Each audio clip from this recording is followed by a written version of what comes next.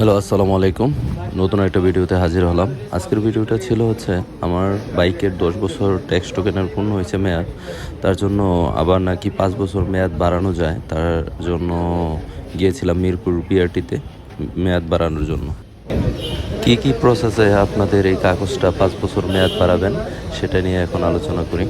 প্রথমে আপনারা বিআরটিতে এসে বিআরটির একটা ব্যাংক পাবেন, ভিতরে ওই ব্যাংকের মধ্যে লাইনে দাঁড়িয়ে 1150 টাকা পেমেন্ট করবেন।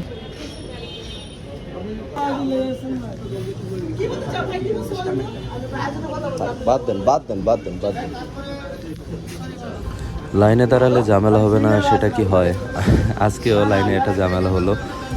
এই 1-2 মিনিটের ব্যবধানে এত অস্থির মানুষ কেন যে হয় সেটাই বুঝি না।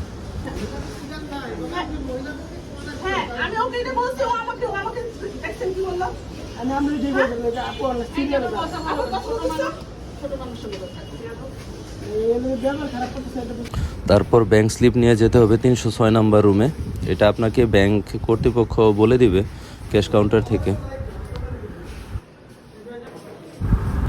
তারপর যেতে হবে 205 নাম্বার রুমে। 205 নাম্বার রুমে আপনার এই কাগজগুলো আবার চেক করবে এবং একটা অনুমতিপত্র দিবে ওই জায়গা থেকে। এখন আবার এটা 306 নাম্বার রুমে নিয়ে যেতে হবে। স্যার এটা কেটে দিছে, এই দুইটা ট্যাক্স টোকেন ওইটা কেটে দিছে, এখন নতুন একটা ট্যাক্স টোকেন পাবো।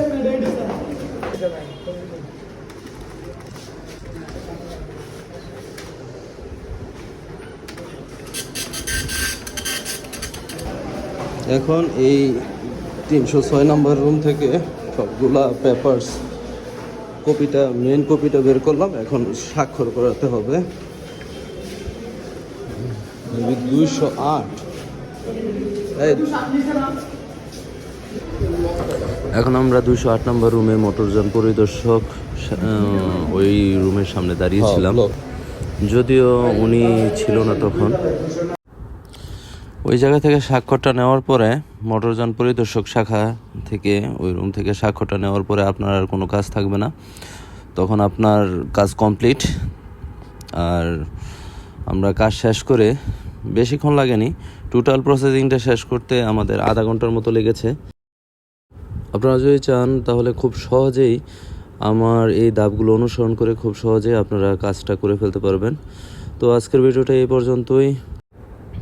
যদি আমার এই ভিডিওটা আপনাদের কোনো রকমভাবে একটু উপকারে আসে তাহলে অবশ্যই লাইক কমেন্ট দিয়ে সাথে থাকবেন। আর আজকের ভিডিওটা এই পর্যন্তই। আল্লাহ হাফেজ।